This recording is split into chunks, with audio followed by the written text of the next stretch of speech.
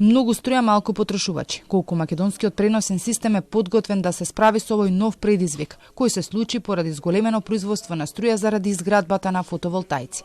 Ова прашање излезе на површина откако првично за време на празниците 1 мај Великден МЕПСО исклучи производители соларки затоа што имаше вишок на електрична енергија кој немаше каде да се пласира, нешто што не е воопшто добро за мрежата.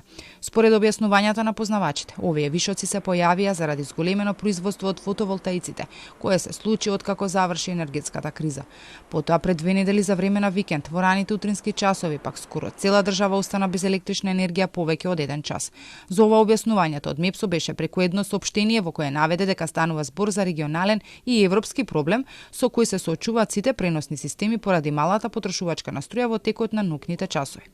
Освен зголемено производство во енергетските кругови се споменува дека проблем е и тоа што повеќе нема индустрија која би ја трошела електричната енергија во текот на ноќта, кога потрошувачката од домаќинствата е ниска. Поради сето ова, во енергетскиот сектор се на штрек. ЕСМ најави дека поради намалена потреба од струја на универзалниот снабдувач Ева на Хоум, тие ќе се насочат кон оптимизација на домашното производство.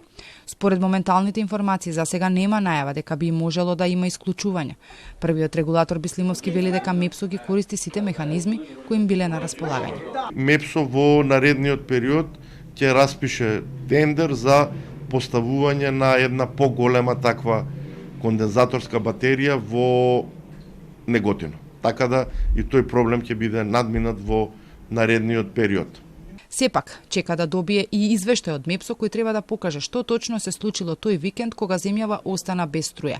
Се зборува дека и кај нас се потребни инвестиции во мрежата кои не може да се случат преку ног и за кои треба време за да се направат. Електропреносната мрежа во земјава е стара повеќе од 40 години.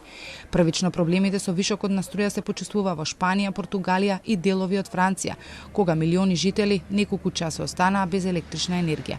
Тогаш објаснувањето од таму беше дека дошло до осцилации во далноводите со висок напон и ваквата појава ја нарекоа феномен.